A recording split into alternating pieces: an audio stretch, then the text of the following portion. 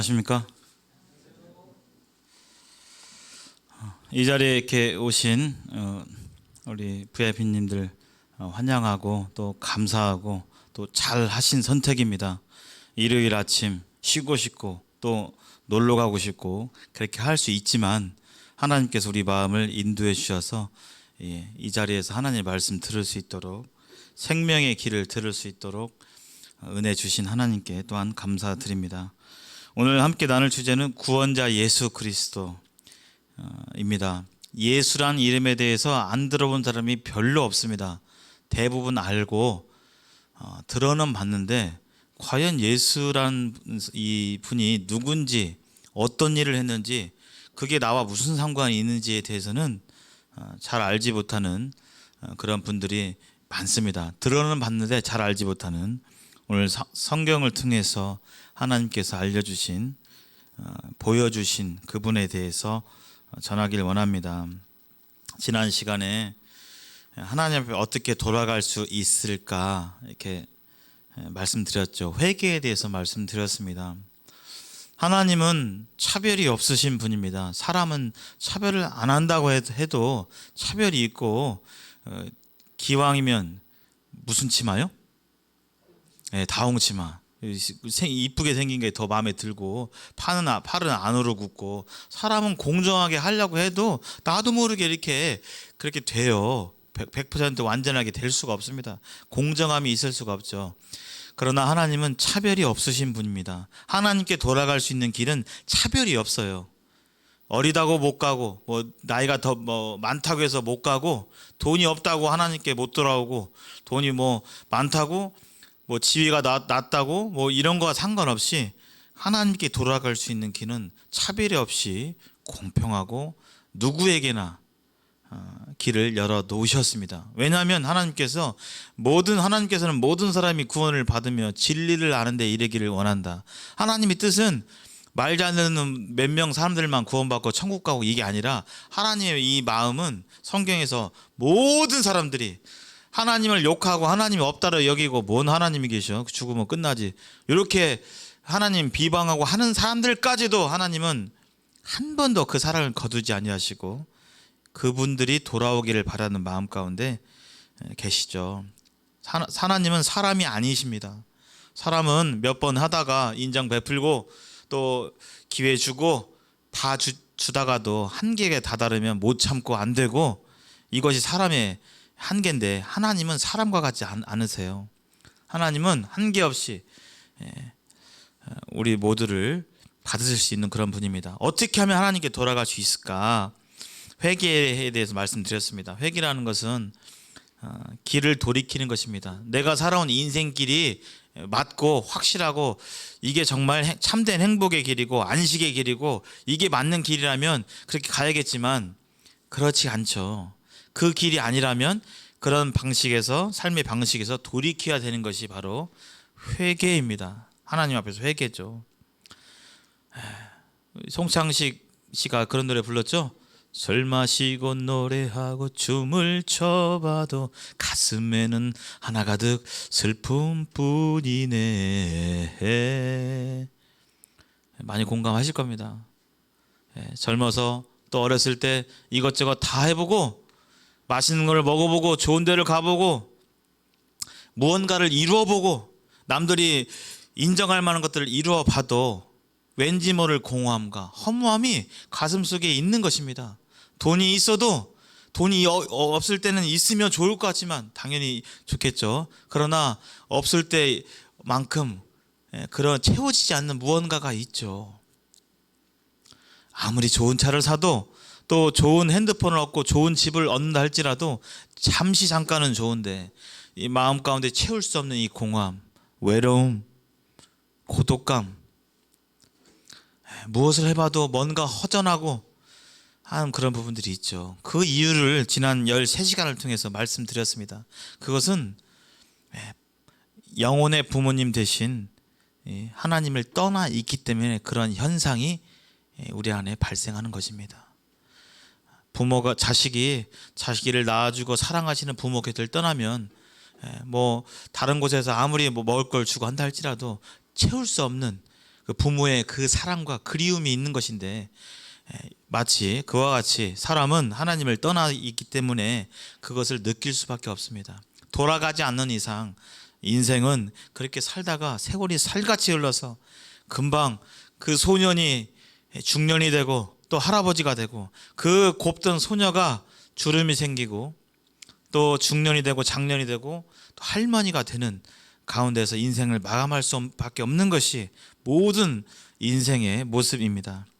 그래서 회개라는 것은 하나님 없이, 하나님도 모르고 하나님을 찾지도 않고 하나님을 위해 살지도 않고 내 인생을 내가 계획하고 내 마음대로 나를 위해서 살아갔던 그 길이 행복의 길인 줄 알았는데, 참된 길인 줄 알았는데 그것이 아니구나, 그 길이 아니구나라는 것을 깨닫고 하나님 앞으로 돌이키는 것, 하나님을 내 마음의 중심에 두고 하나님을 위해서 하나님 방향으로 인생의 길을 돌이키는 것, 이것이 회개라고 말씀해 드렸습니다.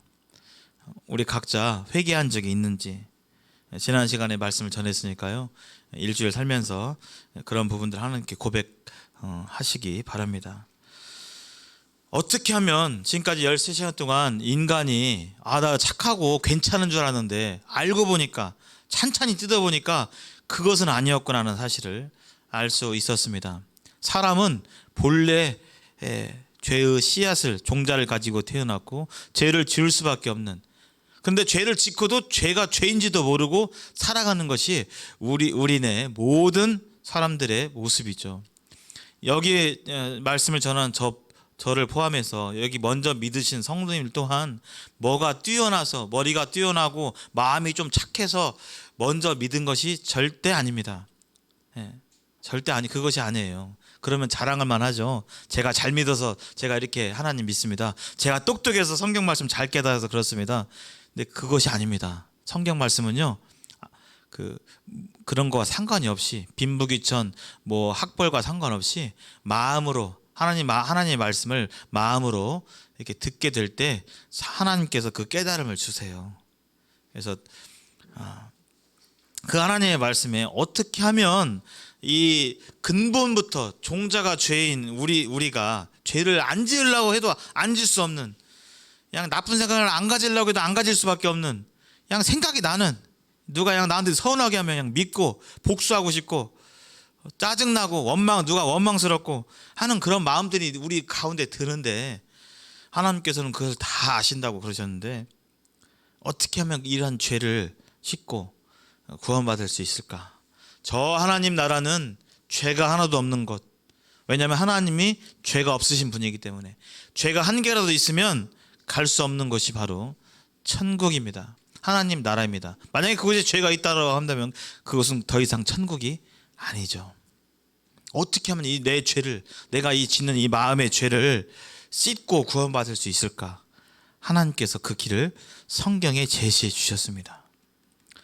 자, 인간은, 모든 사람은 이렇게 물에 빠져 허우적거리는 상황과 같다라고 말씀해 주셨죠. 혼자 힘으로는 헤엄쳐서 나올 수 없는, 누군가 이 밧줄을 던지거나 고명보트를 주지 않으면 그냥 그대로 죽을 수밖에 없는 상황, 이것이 성경이 말하고 있는 인생의 모습이라고 말씀해 주셨습니다. 스스로 나올 수 있으면 구원자가 필요가 없죠. 나 스스로 나올 수 있는데 무슨 구원자가 필요해요. 근데 하나님께서는요, 우리 인간의 상황이 그렇게 할 수 없다라고 말씀해 주셨고, 또한 우리가 스스로 양심적으로 경험적으로 알게 됩니다. 어떻게 하면 구원받을 수 있을까? 여러 가지 방법이 있겠죠. 죄를 하나도 안 지으면, 죄가 없으니까, 죄 없으면 깨끗한 사람이니까 천국에 갈 수 있죠. 근데 이게 가능합니까? 네. 죄 없으면 가는데요, 죄를 안 지을 수가 없어요. 죄를 안 지을 수가 없어요. 한국에서는 죄 안 지을 수 있잖아요. 법에 마음으로 누구를 욕하면 경범죄입니다, 이런 거 없잖아요. 법에 마음속에 말 않고 가만히 마음속으로 이를 갈면서 두고 봐라, 내가 막 이렇게 하겠다, 이거 법이 없잖아요. 그러니까 법이 없으니까 한국에서는 죄는 아니지만 하늘나라의 법에서는 죄예요, 죄가 아니에요? 죄입니다. 하나님 다 보고 계세요. 다 알고 계세요.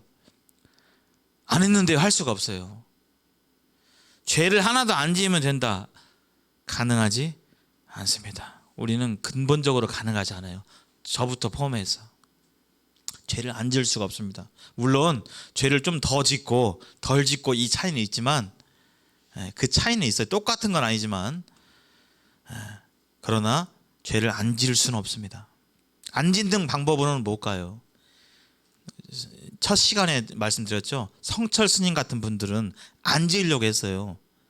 죄 안 지으려고 속세를 떠나서 산속에 들어가가지고 이 밖에 나오면 욕심 생기고, 그냥 좋은 차 몰고 다니면 나도 갖고 싶고, 좋은 옷 입고 나도 갖고 싶고, 그냥 누가 집값이 10억 20억 오르면 아이고 나도 그냥 그렇게 집값 좀 올랐으면 좋겠고, 욕심이 자꾸 생기니까 산속으로 들어가서 욕심을 버리려고, 죄 안 지으려고 그렇게 했지만, 결국 그분의 고백은 일평생 내가 남녀의 수많은 무리들을 속여서 내 죄가 수미산보다도 없다라고, 그리고 내가 이제 지옥에 간다라고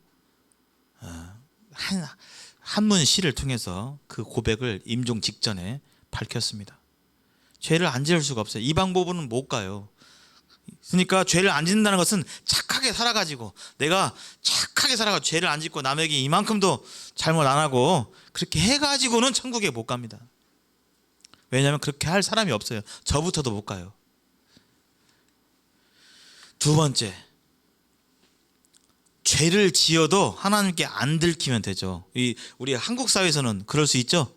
죄 지어도, 죄를 짓지만 안 걸리면 범죄자는 아니잖아요. 지금도 살인해가지고 살인했는데 안 걸렸어요. 지금 그런 사람이 있을까 없을까요? 있어요.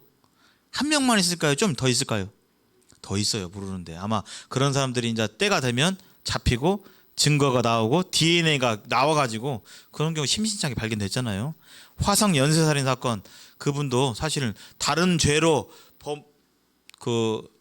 감옥에 있다가, 그 감옥에 있으면서 DNA 채취됐는데, 그곳이 나중에 화성 그거하고 일치해가지고 이 사람이 너 범인이지 해가지고 잡아냈잖아요. 죄를 지어도 하나님께 안 들키면 된다. 불가능합니다. 하나님은 다 아십니다. 사람은 속여도, 사람은 못 봐도 하나님은 다 아세요. 이 방법으로도 안 됩니다. 세 번째, 안 죽으면 되잖아요. 이건 안 되죠. 다 죽습니다. 한번 죽는 것은 사람에게 정해졌고 그 후에는 심판이 있다라고 말씀해 주셨잖아요. 안 죽으면 좋겠는데 죽어요. 돈 많은, 옛날에 돈병철 씨 아시죠? 돈병철, 정주영 씨, 돈 많고 똑똑하고 양 알통 나와서 그렇게 건강하고 했던 사람들도 때가 되면 다 노쇠하고 병 걸리고 죽게 되는 것이 인생의 모습입니다. 이 방법으로도 안 돼요. 불가능합니다. 또 네 번째, 잘못했다고 울면서 회개하면 죄를 씻고 구원받을 수 있는가? 어떻게 생각하십니까?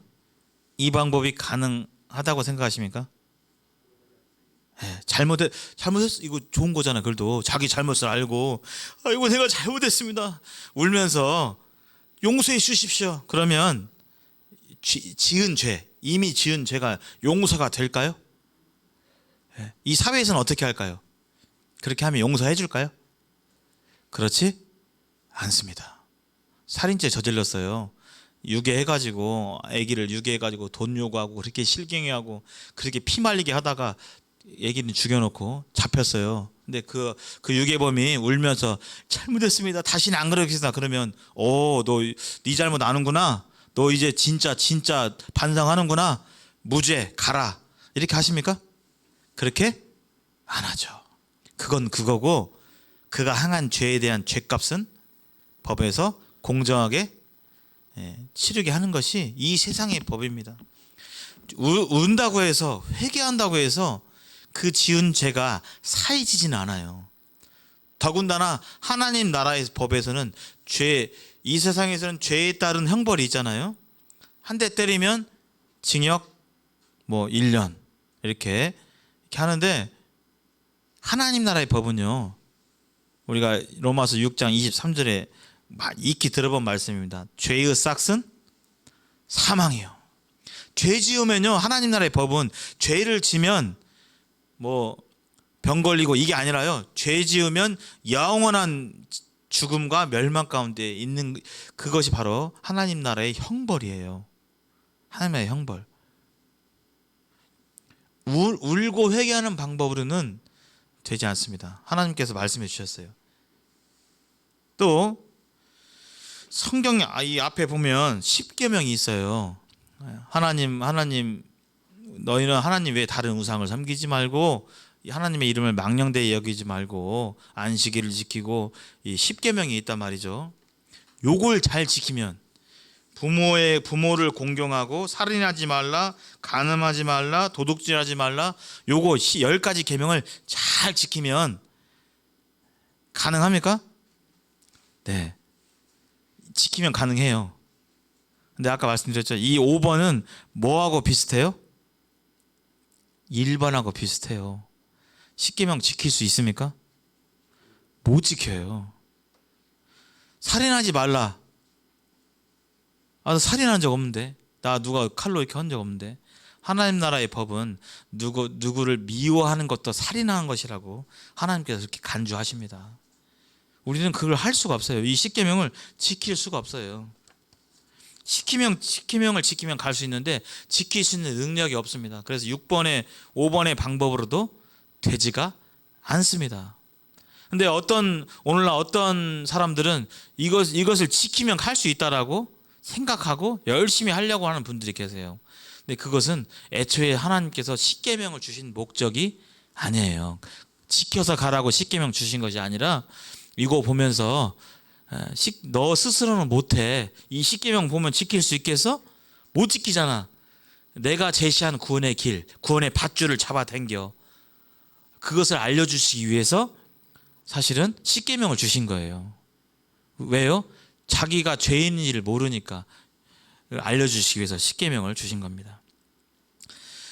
6번 마지막으로, 교회에서 열심히 섬기고, 그냥 교회 열심히 주일 성수 빠짐없이 나오고, 헌금도 잘 나오고, 그냥 봉사도 하고 잘 나오고, 그냥 집사 직분 얻어서 잘 섬기면 하나님께서 그거 어여삐 봐주셔가지고 천국에 보내주실 거야. 맞아요? 틀려요? 네, 틀립니다. 나중에 보시겠지만 예수님이 십자가에 달리셨을 때 양쪽에 두 강도가 있었어요. 두 강도.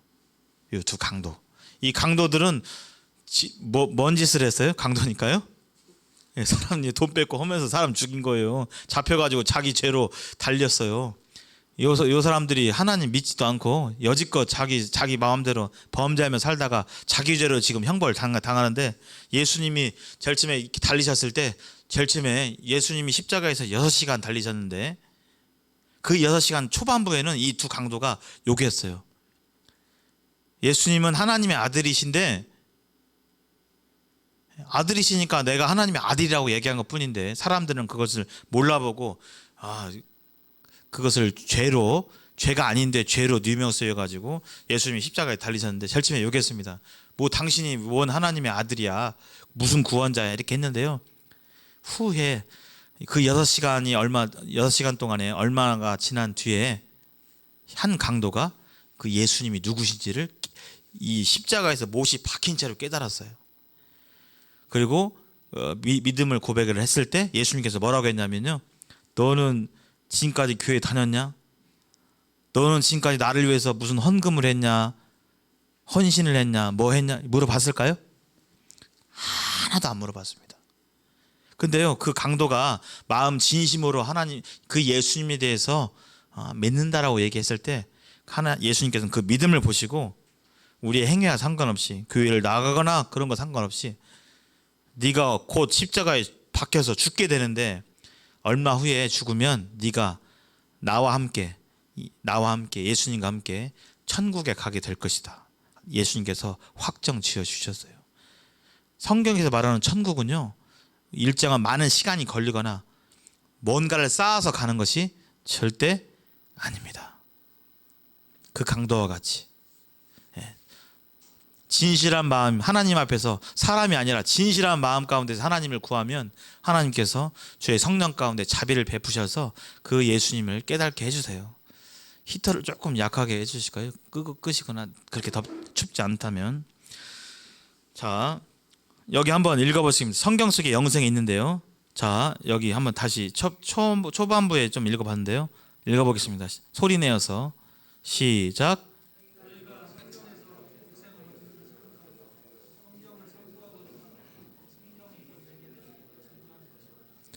성경의 영생, 영원히 사는 천국 가는 길이 있는데 그 성경에서 구체적으로 그럼 어떤 길이 천국 가는 길이냐? 바로 내게 대하여. 이 내게라는 것은 예수님을 가리킵니다. 성경에 하나님께 돌아가는 길이 있는데 그 길이 바로 예수님이라는 거예요. 예수님.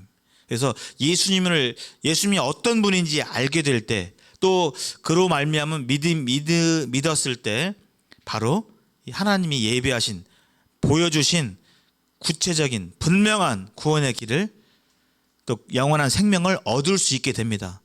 이것도 뭐 잘하면 잘하고 이 시간 갖고 나면 잘하면 믿는 게 아니라, 얻어지는 게 아니라 믿는 순간, 믿었을 때 얻어져요.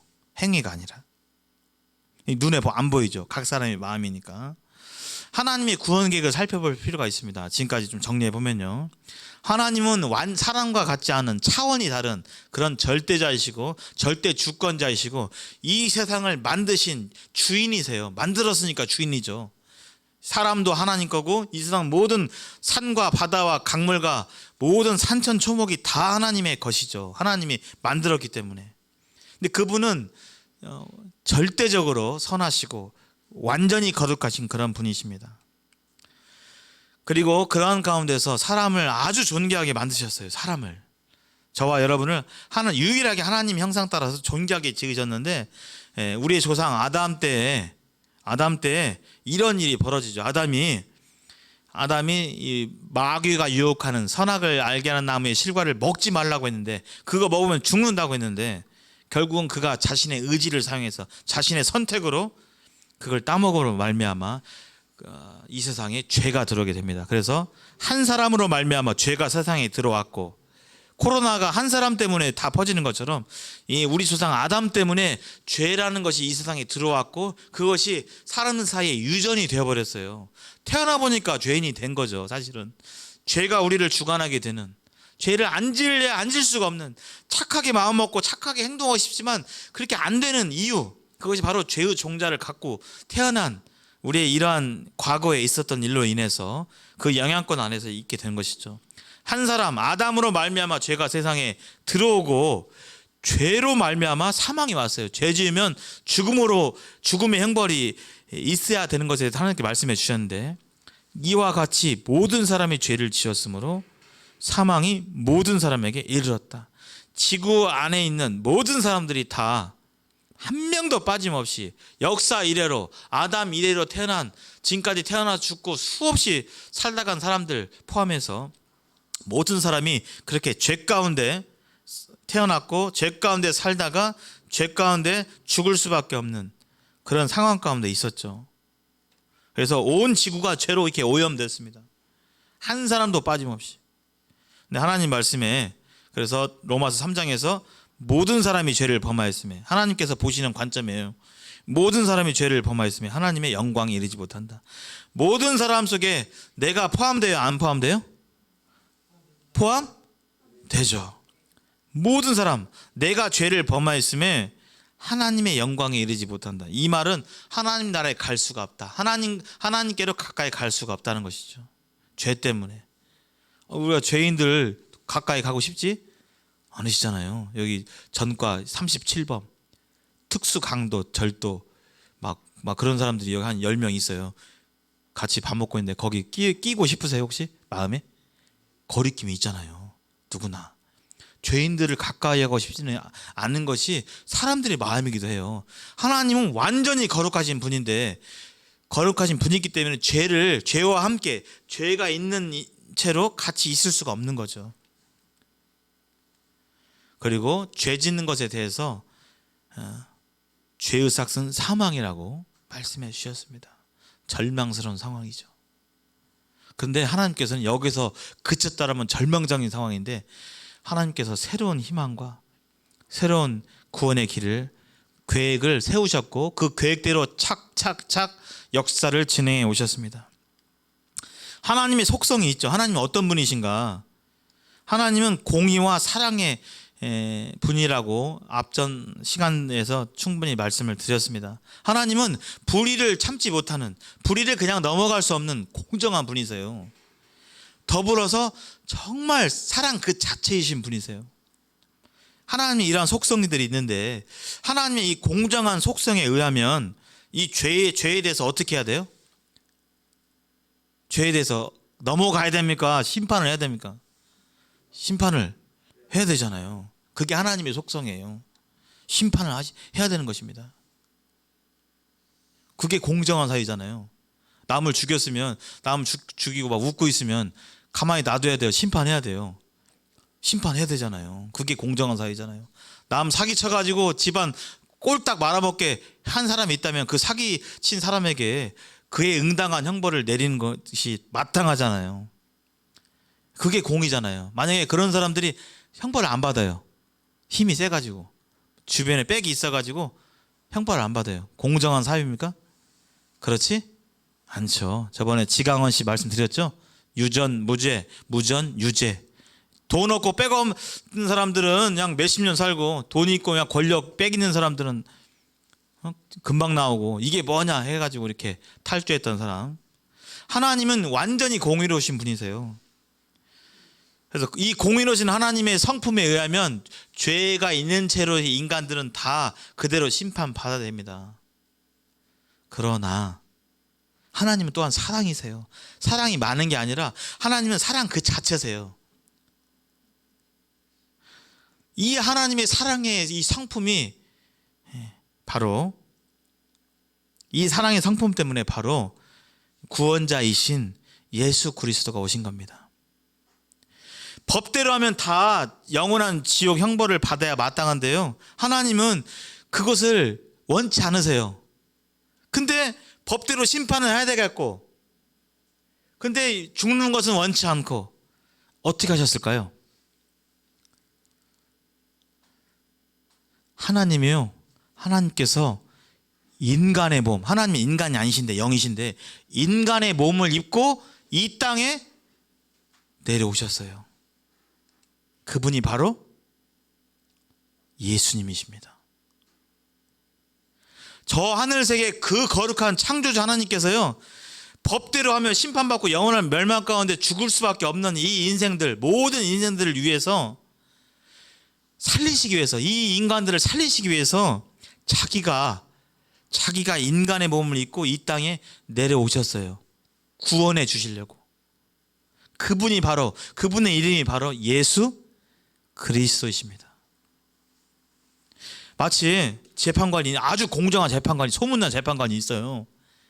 저 사람은 진짜 공사를 다 구분해가지고 그냥 법대로 정확하게, 불의는 이만큼도 용납 못하는 그런 공정한 재판관이 있는데 어느 날 살인 사건에 대해서 형사 재판을 하려고 딱 섰는데 세상에 피의자가 누구예요? 하나밖에 없는 아들이에요. 아들이 여기 서 있는 거예요. 판사는 어떻게 해야 되죠? 공정해야 되죠? 이 살인을 저지른 이 범죄자가 내 아들이다 할지라도 판사인 나는 이 아들에 대해서 아들이라고 봐주면 됩니까? 안 됩니까? 안 되잖아요. 공정하게 법대로 처리해야 되는 것이 판사의 소임이에요. 공정한 재판관의 소임입니다. 근데 법대로 하면 내 하나밖에 없는 아들이 죽어버리잖아요. 그래서 아들을 극진히 사랑하는 이 재판관이 아들의 죄를, 인간 사이는 그럴 수 없지만 아들의 죄를 자기가 죄의 형벌을 대신 당하는 겁니다. 대신 죽는 형국이 바로 하나님의 구원 계획인 거예요. 죽어버리면 안 되니까. 내가 죄 없는 사람이 죄인의 죄를 뒤집어 쓰고 대신 그 죄값을 치르러 이 땅에 오셨다고요. 누가요? 네, 전능하신 하나님께서 이 땅에 2000년 전에 오셨습니다. 그분이 바로 예수 그리스도십니다. 예수님은 갑자기 온 게 아니라 성경에 보면 구약과 신약이 있는데요, 이미 수천 년 전부터 예언해 주셨어요. 오신다고. 갑작스럽게 그냥 기분 내켜서 오신 게 아니라 예수님께서, 하나님께서 이렇게 구원해 주시겠다라고 예고하시고 예언하시고 구체적으로 하셨는데요, 그 예수 그리스도가 어떻게 오시냐, 구원자가 여자의 후손으로 오실 것이다. 창세기에서 말씀해 주셨어요. 여자의 후손. 남자의 후손이면 남자의 후손이지 웬 여자의 후손이야.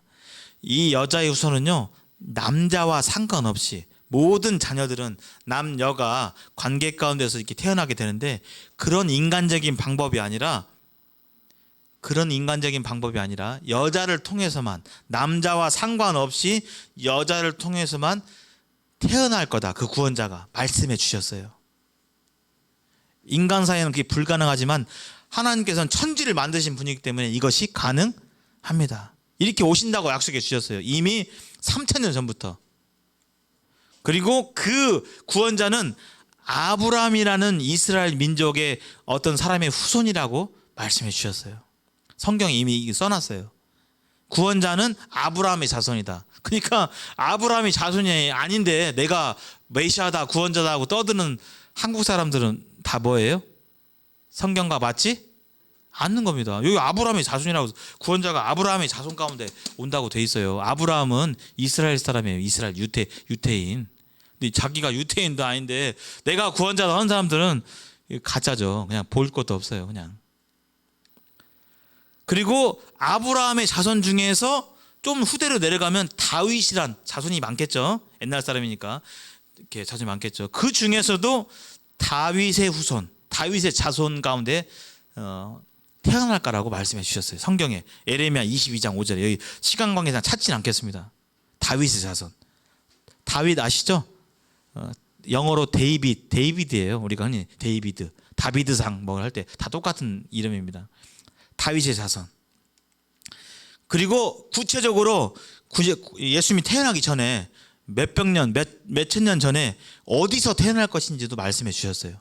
어디냐면요, 유대 땅, 이스라엘 땅의 베들레헴이라는 곳에서 이 구원자가 태어날 것이다 라고 말씀해 주셨어요. 이미 이 성경은 고증이 끝난 거예요. 이거 진짜냐 가짜냐 이거 끝난 겁니다. 이미 확실한 거예요. 성경은 이미 전 세계적으로 몇천 년 전에 쓰여졌다고 이미 돼 있어요. 이미 다 수많은 세월 동안에 이미 검증이 끝났어요. 그리고 구원자가 오시기 전에 그를 예비하는 자가 태어난다 라고 이사야 40장에서 또 이렇게 써놨습니다. 구체적으로. 그리고 이사야 또 7장에서 처녀가 잉태해서, 아까 여자의 후손이라고 했죠. 남자와 상관없이 자손이 태어난다고 했는데, 처녀가 결혼을 안 한 처녀가 잉태해서 아들을 낳는다고 그랬어요. 인간 사이에는 불가능하지만 하나님께서는 가능하시죠. 못하실 것이 없으니까. 그리고 그 태어난 구원자가 태어나서 후에 많은 기적을 행할 것이라고 이미 써놨어요. 그리고 그가 후에 그 구원자가 상함과 찔림을 당할 것이라고 또 구약 성경에서 예언해 주셨습니다. 그리고 돌아가실 때, 죽게 될 때 강도들과 함께 십자가에 못 박힐 것이라고 또한 이미 예언하셨어요. 구약 성경에서. 그리고 그가 친구에게 배신당해서 당하고 또 은 30세겔에 팔리고, 그가 죽을 뿐만 아니라 부활하고 뿐만 아니라 하늘로 다시 올라가신다는 그 내용까지도 구약 성경에 이미 예언되어 있었습니다. 이 구약 성경의 예언대로, 하나님 말씀대로 오셨어요. 아까 누가요? 바로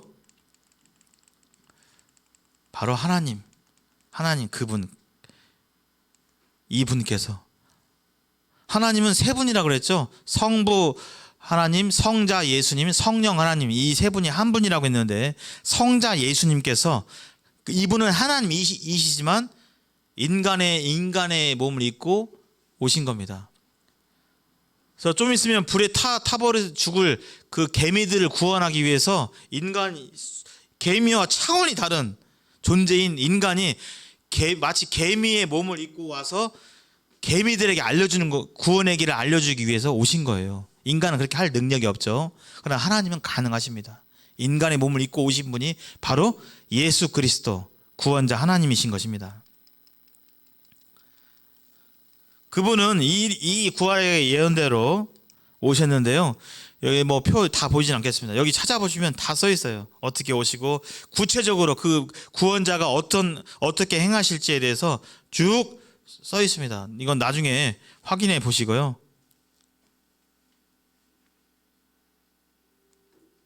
예수님이 이렇게 태어나십니다. 지금으로부터 2000여 년 전에. 이사야 아까 그 써 있는 대로요. 보라, 처녀가 잉타하여 아들을 낳을 것이요 그의 이름을 임마누엘이라 하리라. 임마누엘이란 뜻은요, 하나님이 우리와 함께 계시다. 아기가 응애 태어났는데 그걸 보고 하나님이 우리와 함께 계시다 이렇게 표현했어요. 그 얘기는 뭐예요? 그 아기가 누구라고요? 바로 하나님이라고요. 하나님, 인간의 몸을 입고 오신 예수님, 그분이 바로 아기 예수, 그분이 바로 하나님이라는 것입니다. 여기 또 베들레헴에서 태어날 구원자에 대해서 이렇게 표현하고 있습니다. 베들레헴 에브라다야, 너는 유다 족속 중에서 작을지라도 이스라엘을 다스릴 자가 내게로 나올 것이라. 그의 근본은 상고에 영원에 있느니라. 태어난 인간이 근본이 영원전부터 있었대요. 그런 존재는 인간이 아니라 누구밖에 없어요? 하나님.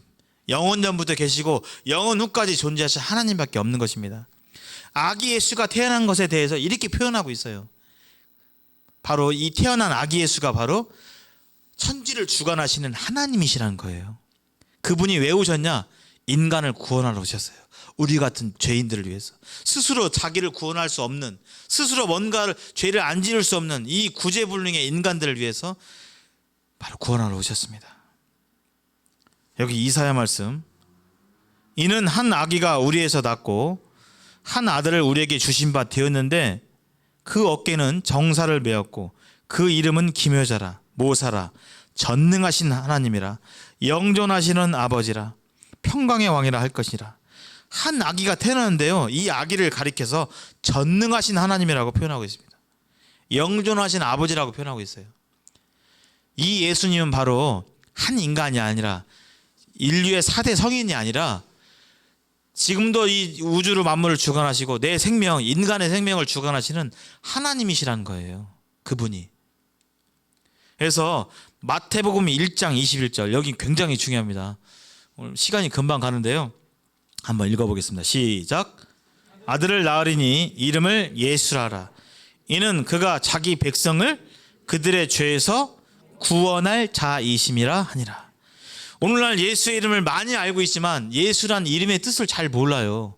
예수님이 왜 오셨는지 몰라요. 12월 25일에 성탄절에 예수가 태어나신 날은 알아서 그날 쉬고 뭐 이렇게 기뻐하면서 이렇게 쉬긴 하는데, 예수님이 대체 왜 오셨는지, 나랑 무슨 상관이 있는지 잘 모르시는 분들이 많습니다. 근데요, 예수의 이름 뜻에 그 힌트가 있어요.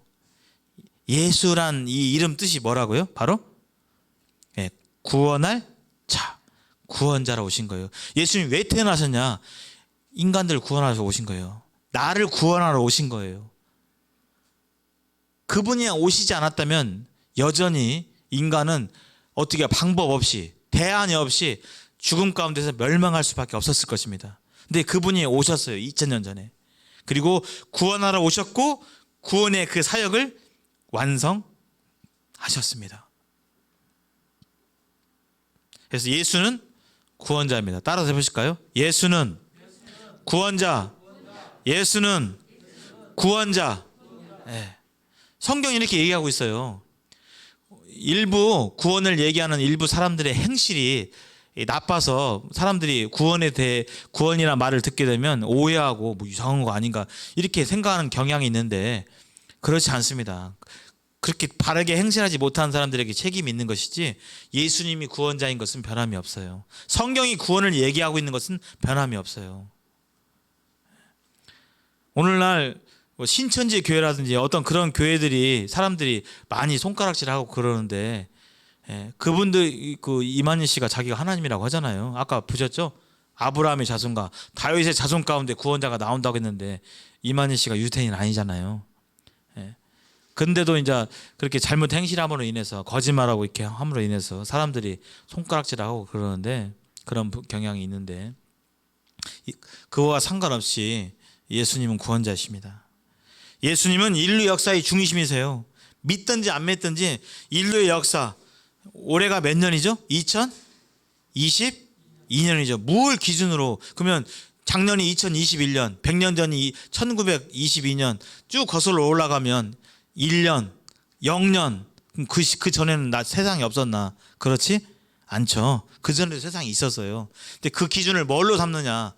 신앙이, 기독교 신앙이 있든지 없든지 간에 이 세상은 BC와 AD로 나눕니다.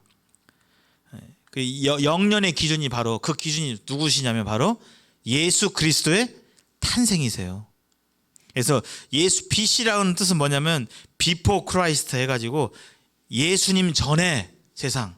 그리고 지금 우리가 2022년 쓰는 것은 Anno Domini 해가지고 In the year of our Lord, 예수님이 이 세상에 오신 뒤로, 이런 뜻이 되는 거예요. 예수님은 구원자라는 뜻입니다. 그 예수님께서 왜 오셨냐? 우리를 구원하러 오셨어요. 예수님은 하나님의 말씀대로, 여기가 이제 이스라엘 땅인데요, 저 위쪽 지방, 원래 나사렛에 살다가 베들레헴까지 와서 하나님의 말씀대로, 아까 베들레헴에서 태어난다고 했잖아요. 이 베들레헴, 예루살렘과 가까워 있는 베들레헴에서 태어나셨습니다. 2000년 전에. 그리고 이 헤롯이, 그 당시 왕인 헤롯이 아기 예수를 죽이려고 해서 애굽에 잠시 있다가 다시 오시죠. 그리고 예수님은 이 아기 예수로 태어나신 뒤에 나사렛에서 대부분의 시간을 이렇게 보내십니다. 30살 때까지 보내시고 30세가 되게 될 때 드디어 30살까지는 부모, 예수님은 마리아에게서 태어나는데, 마리아가 당시에 정혼한 요셉이라는 사람이 있었어요. 근데 요셉과 아직 정식 결혼을 아직 하기 전에 마리아가 혼자 있게 될 때 성령으로 잉태되어서, 아직 정식 결혼 안 해가지고 합방을 안 했는데, 그 전에 이 처녀 마리아가 배가 불러오고 성령으로 잉태가 되었어요. 아까 하나님의 말씀대로. 그래서 이 남자와 상관없이 이 유대 땅 베들레헴에서 예수님이 태어나셨습니다. 그리고 대부분의 30년의 시간들을 나사렛에서 보내셨어요. 그때까지만 해도, 30년 동안만 해도 아직 예수님이 그 오신 목적이나 자신을 드러내지 않으셨어요.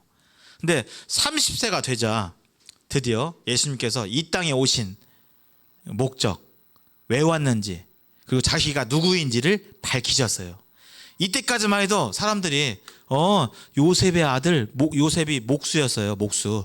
목수의 아들, 저 동네 저 집 아들 예수, 이렇게만 알았는데, 예수님이 30세가 되자 내가 누구인지를 밝히셨어요.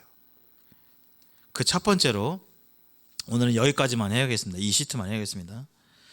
그 첫 번째로, 아까 하나님 말씀에 예수님 전에 예수님을 예배하러 오신다고 했었어요.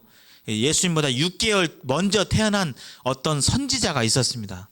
그 선지자의 이름이 바로 세례 요한이라는 사람이 있었어요. 하고 이 사람이 6개월 먼저 태어나서 뭐하고 다녔냐면, 회개하라, 천국이 가까웠느니라, 이렇게 외치고 다녔어요. 곧 구원자가 오신다, 내 뒤에 곧 구원자가 오신다, 이렇게 외치고 다녔어요. 그래서 그것을 구약 성경에 이미 메시아 구원자가 오신다는 그 소식이 이미 수백 군데 써 있기 때문에, 그 소식을 알았던, 이미 기다리고 있던 사람들이 오신다고? 그래, 그분을 믿고 싶어 해가지고 이 먼저 예수님 6개월 먼저 오신 이 세례 요한에게 가서 그렇게 그 자신이 죄인임을 밝히는 침례를 받았는데, 예수님이 바로 그 세례 요한에게 침례를 받으셨습니다. 근데 예수님은 아까 누구라고 했죠? 하나님이라고 했죠. 하나님은 죄가 있으세요, 없으세요? 없어요. 그럼 이 요한의 세례는 회개할 사람들이 침례를 받는 거예요. 근데 예수님은 회개할 필요가 없으셨어요. 죄가 없음에도 불구하고 이 세례 요한 앞에 가서 마치 죄인처럼 침례를 받으셨어요. 왜요? 그러면서 그때 중요한 말씀을 하십니다. 이 말씀은 보시겠습니다. 자, 요한복음 1장 29절 찾아보시겠습니다. 직접 찾아보시겠습니다. 성경 있으시면 꼭 눈으로 확인해 보시고 마지막 말씀, 오늘 마지막으로 한 말씀 확인하고 마치겠습니다. 요한복음 1장 29절. 네, 꼭 확인해 주세요. 성경 없으신 분들은 여기 안 나옵니다. 성경 꼭 확인해 주시도록 좀 도와주시면 좋겠어요. 성경 있으시죠? 성경 잠깐만. 성경 같이 좀 보시도록 좀 도와주세요. 성경책 좀 같이 한 말씀만 찾아볼 거예요. 한 말씀. 요한복음 1장 29절.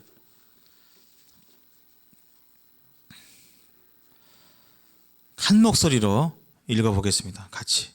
딱 한 구절이에요. 시작. 이튿날 요한이 예수께서 자기에게 나오심을 보고 이르되 보라, 세상 죄를 지고 가는 하나님의 어린 양이로다. 여기 예수님보다 먼저 6개월 먼저 태어난 세례 요한이 지금 구원자 예수님을 예배하기 위해서 오셨는데 예수님이 오히려 침례를 여기 받으시면서 이 장면이 나오는데 뭐라고 했냐면요. 보라, 뭐라고 돼 있어요? 세상 죄를 지고 가는 하나님의 어린 양이로다. 여기 한번 보시기 바랍니다. 요한에게 나온 예수님을 보고 예수님을 가리켜서 세상 죄를 지고 가는 하나님의 어린 양이다 표현을 하셨어요.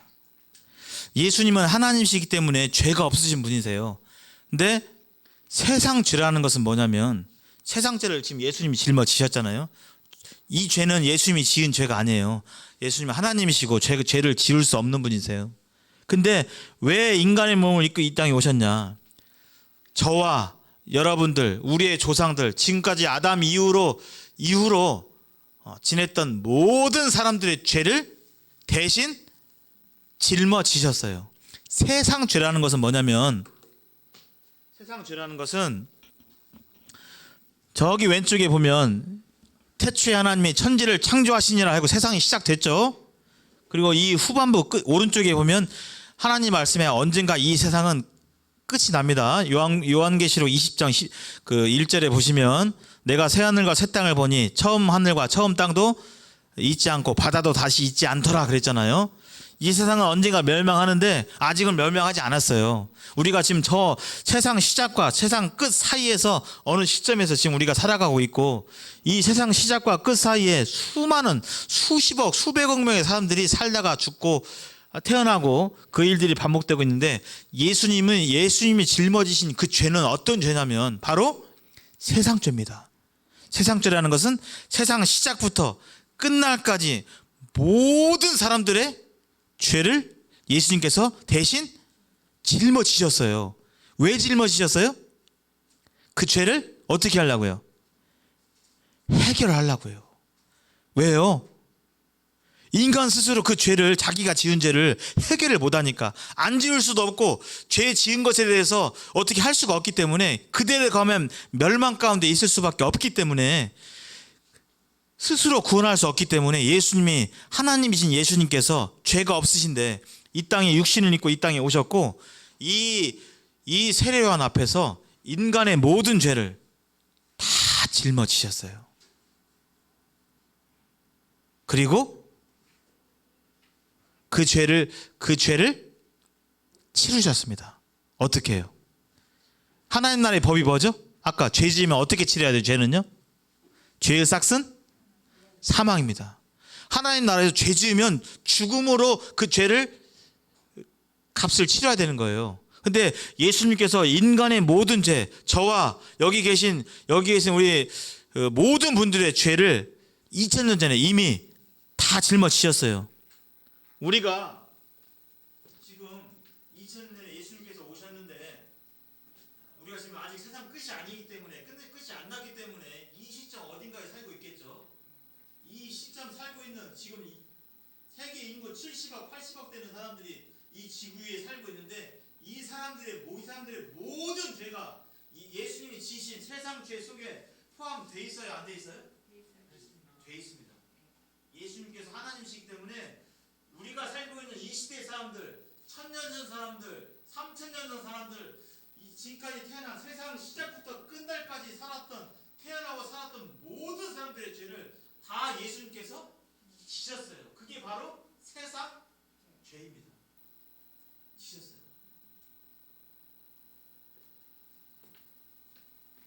그리고 그 죄를 씻기 위해서 죄의 싹은 사망이기 때문에 죽음으로 갚아야 하기 때문에 예수님께서 대신 어떻게 해야 이 세상 죄가 씻어질까요? 예수님께서 죽으셔야 됐던 겁니다. 그래서 십자가에서 예수님께서 그분은 죽으셨을 때 자기 죄를 죽은 게 아니라 이처럼 세상 죄를 모든 사람들의 죄를 지시고 십자가에서 그 죽음의 형벌을 대신 당하신 거예요. 그리고 예수님이 십자가에서 죄를 다 위해서 죄값을 치렀으면 더 이상 죄가 남아있을까요? 안 남아있을까요? 안 남아있죠. 자, 보시겠습니다. 잠깐만요. 이거 한번 봐야겠네요. 다음 시간에 더 잘 살펴볼 텐데요. 자, 여기서 예수님께서요, 이 십자가에서 달리실 때 마지막으로 한 말씀이 있습니다. 이 6시간 달리셨어요. 다음 시간에 자세히 말씀드릴 텐데요. 예수님께서 신포도주를 받으신 후에 이르시되 다 이루었다 하시고 머리를 숙이니 영혼이 떠나가시니라. 다 이루었다. 이게 예수님께서 죽으실 때 예수님께서 마지막으로 하신 말씀이에요. 다 이루었다. 뭘 다 이루었을까요? 예수님께서 아까 뭘 지셨어요? 무슨 죄를요? 세상 죄를 지셨어요. 예수님께서 왜 오셨다고요? 이 세상을 구원하시기 오셨는데 구원하시러 오신 그 일을 다 이루었다는 것입니다. 그 얘기는 무슨 뜻이냐면 바로 다 이루었다는 뜻은요, 세상의 모든 죄값을 다 갚았다는 뜻이에요. 다 이루었다는 것은 원어적으로 값을 다 지불했다 그런 뜻입니다. 죄값을 다 지불했다. 죄값을 다 지불했다. 이것이 왜 가능하냐? 예수님은 인간이 아니에요. 인간이시지만 하나님이시거든요. 인간의 생명과 하나님의 이 생명은 가치가 달라요. 개미 100마리하고 사람 한 명의 목숨하고, 물론 생명은 100개고 1개지만 가치가 똑같습니까? 다릅니까? 개미 100마리하고 사람 목숨하고요. 달라요. 어떤 게 더 귀해요? 사람의 목숨이 귀하잖아요. 예수님은 온 우주를 창조하신 하나님이시라니까요. 그 하나님의 생명의 가치는 모든 인류의 생명의 가치하고 비교했을 때 비교할 수가 없어요. 예수님은 온 세상을 만드신 분이에요. 예수님의 생명의 가치는 이 세상 모든 인류의 생명보다 더 귀합니다. 그래서 예수님 한 분의 생명의 가치가 모든 사람들의 생명을 덮고도 남는 가치가 있는 거예요.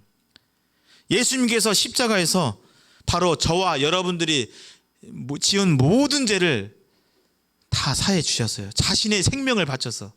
그대로 가면 망하니까 자신의 생명을 사망 가운데 내어 주심으로 말미암아 우리의 죄값을 다 갚았습니다. 그러면 죄값을 치러야 할 죄가 남아 있어요, 안 남아 있어요? 여기 세상 죄를 다 짊어지셨고 이 죄의 값을 자신의 우주보다도 귀한 생명을 바쳐서 이 죄값을 다 갚아버렸어요. 사람은 할 수가 없어요. 근데 하나님은, 이 예수님이 하나님이시기 때문에 2000년 전에 다 갚으셨어요. 그러면 우리가 살아가는 이 시점이 이쯤 된다고 치면 우리 각자의 죄, 예수님이 죄값을 치른 그 죄악 속에 포함이 됩니까 안 됩니까? 포함이 되세요 안 되세요? 내가 지은 죄, 내가 지금까지 태어나서 지은 모든 죄가 예수님이 짊어지신 이 안에 포함이 있어요 없어요? 있는 거예요.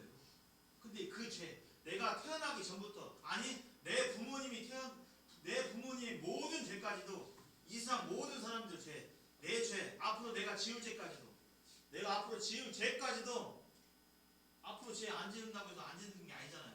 죄 지을 거잖아요. 그 죄까지도 예수님께서 다 짊어지셨고, 내가 죄는 내가 지어서 그 죄가 나에게 있는데 내 것을 다 대신 짊어지셨고, 그 죄를 위해서 십자가에서 생명을 바쳐서 죽으신 것입니다. 왜요?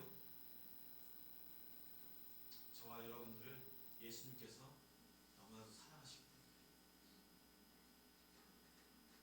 예수님께 그 생명을 주신 거예요. 이 자리에 계신 모든 분들의 죄가 예수님 안에서 이미 해결이 되었습니다. 예수님의 이 십자가의 이 죽음을 통해서 죄값이 다 지불됐어요. 그래서 여기 이 말씀만 보고 마치겠습니다. 여기 한번 읽어보실까요? 밑에 말씀, 내가 진실로 시작. 내가 진실로 너에게 이르노니 내 말을 듣고 또 나 보내신 이를 믿는 자는 영생을 얻었고 심판에 이르지 아니하나니 사망에서 생명으로 옮겼느니라. 이건 예수님이 하신 말씀이에요. 십자가에 달리기 전에 내가 진실로 정말 중요하니까 진실로 너에게 이르노니 내 말을 듣고 또 나 보내신 이를 믿는 자는, 즉 예수님이 왜 오셨고 예수님께서 나의 모든 죄, 과거와 현재와 미래 앞으로 지을 모든 죄를 다 대신 짊어지시고 자신의 귀한 생명 바쳐서 그 죄를 다 사해버린, 다 이루어버리신, 다 갚으신 그 사실과 이 예수님이 구원자라는 사실을, 인생의 참된 주인이신 것을 믿는 자는, 뭐 하는 사람은요? 믿는 자는요. 다른 단서가 있나요? 믿고 잘하면요. 믿는 자는 어떻게 해주시겠다고요? 영생을 얻었고, 잘하면 영생을 얻어요. 믿을 때 영생을 얻는 거예요. 성경이 잘 보세요. 영생을 얻어지는 거예요. 믿게 될 때. 믿고 아이고 교회 생활 좀 잘 좀 해야지, 그러면 이제 얻어질 거야. 그게 아니에요. 얻어질 거야라고 되지 않습니다. 믿을 때 영생을 얻었고, 믿을 때 심판에 이른다고요? 안 이른다고요? 안 이른다고요. 왜요? 심판에 왜 안 이뤄요? 믿으면요? 재판을 왜 안 받아요? 어떤 사람이 재판을 안 받아요. 뭐가 없어서 안 받죠? 죄가 없으면 재판 안 받는 거예요. 우리가 죄를 지었지만 그 지은 죄가 안 지어서 없는 게 아니라, 죄는 우리가 지었지만 수도 없이 일평생 살면서 수도 없이 거짓말하고 미워하고 욕하고 그렇게 살아왔지만, 죄는 우리가 졌지만 그 죄값은 예수님께서 다 2000년 전에 이미 죄값을 지불했어요. 실제로. 그래서 치러야 될, 갚아야 될 죄가 있어요 없어요? 없어요.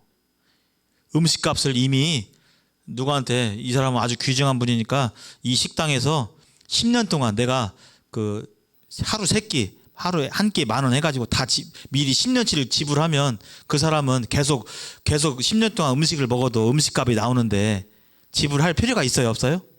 없는 거예요. 죄는 우리가 지금도 짓고 있고 내일도 지을 겁니다. 이런 우리에 대해서 하나님께서 다 아셨기 때문에 죄를 안 지을 능력이 없는, 앞으로도 안 지을 능력이 없는 우리를 아시기에 예수님께서는 과거와 현재, 미래의 모든 죄를 다 이미 2000년 전에 다 해결을 하셨어요. 그리고 그러한 그 예수님을 나의 구원자로, 맞습니다. 예수님이 저의 구원자입니다. 예수님이 참 하나님이십니다. 예수님이 저를 구원해 오신 분이십니다. 그렇게 고백하고 마음으로 믿는 분들, 믿고 교회 잘 나오고 이게 아니라요, 지금 이 순간 그 예수님을 영접하고 마음에 받아들이시는 분들은 영생을 이미 얻었다라고 하나님께서 말씀해 주셨고, 심판에 이르지 아니하고 사망에서 생명으로 옮겨갈 것이라고요. 옮겼다고요. 뭐 할 때요? 믿을 때. 받아들일 때. 믿는다는 것이 무슨 신비한 체험과 뭐가 확 오는 그런 게 아니에요. 이 시간 하나님의 말씀을 듣게 될 때, 아, 그렇구나. 아, 예수님이 구원자구나. 내가 이런 죄를 저질렀고 내가 죽을 수밖에 없는데 예수님께서 나 같은 자를 위해서 십자가에서 이미 2000년 전에, 내가 알지도 못했는데 이제서 들었는데 2000년 전에 이미 내 죄를 다 사해 주셨구나. 아, 나는 믿는다. 믿는 자들에게 영생을 이미 주셨다라고 하나님께서 말씀해 주셨습니다. 이 하나님의 말씀은 어명과 같은 거예요. 왕의 말이에요. 왕의 말. 이 시간 함께 기도하시겠습니다.